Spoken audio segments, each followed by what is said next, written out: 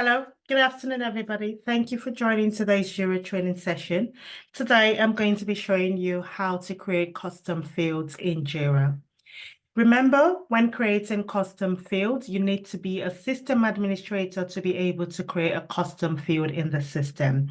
If you are a project administrator, if the field is already created, you will then be able to add it to your screen so it becomes visible to the rest of the team.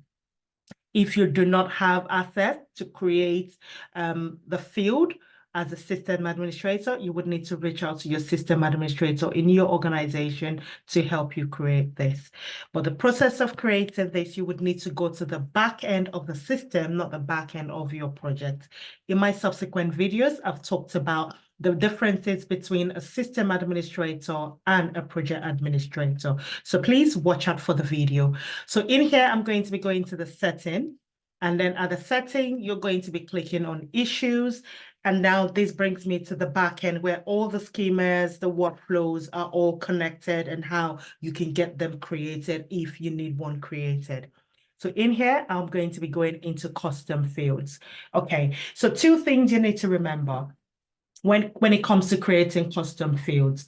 One, you always check to see if the field you're trying to create does not already exist. Because in most cases, you would have a field that you can reuse for the purpose of which you need that field created for. It might be slightly different in terms of the naming, or it might be the same. It depends. So always check to see if the field you're trying to create already exists before creating new custom fields, okay?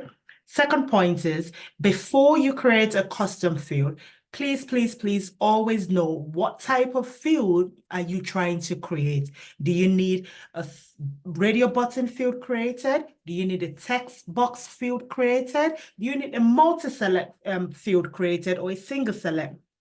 Is it a date field? Is it a date and time field? You see what I mean? So you need to be clear on what type of field you would need created before creating this. The reason being, once a field is created, you cannot change the type of field that has already been created. You can edit and modify the name of the field, in which cases you'll probably be advised not to do that, but you literally cannot change the type of field once it's already been created. You literally would have to create a new one, because there is no way for you to modify an already existing field created. So it's always better, before you create, make sure your requirement is clear and you know what type of field, what information you would need if you're creating a select field. Do you have all the options required for that field before you can go into create it? Make sure you have all the detailed information you need before going into create.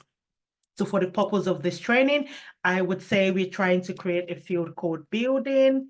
And then once I type it in the search box and I search, you can see it's return a new for me, which tells me that that field does not presently exist in the system. So right now, what I'm going to be doing for you to then create a new field called building would mean click on the create custom field at the top of your screen, which you can see at the top of your screen. Once you click on that, it gives you the different types of fields you have available to create. As you can see, we have quite a few different types of field. Do you want a checkbox? Do you want a label? Do you want a text field? Is it a number field? So many. So you need to know what type of field you need created before going into create. But for the purpose of this, I'm going to be creating a single select type of field. Once you click on the type of field that you require, then you click on the next button. In this section, you would need to put the name of the field you're trying to, create, a description if you have any, a select, because the type of option I've chosen is a select list. So that means I would have a list of options I want to give to the rest of the team to choose from. A multi-select means you have the option to have multiple things selected, whereas a single select means you can literally only choose one. So in here, I'm going to put yes as one of the option, and then you click on add, and then the second option would be no, and then the third option might be maybe, and then I'll click on add. Yeah. By default, you always get a none also added to your screen, but you don't need to add that in here. So you would see what I mean once we finish creating it. Now I've put in all the list that I want in there, and the name of my field is as I want it. And then I can then click on create. Once you click on the create button, this field is then created to on the system.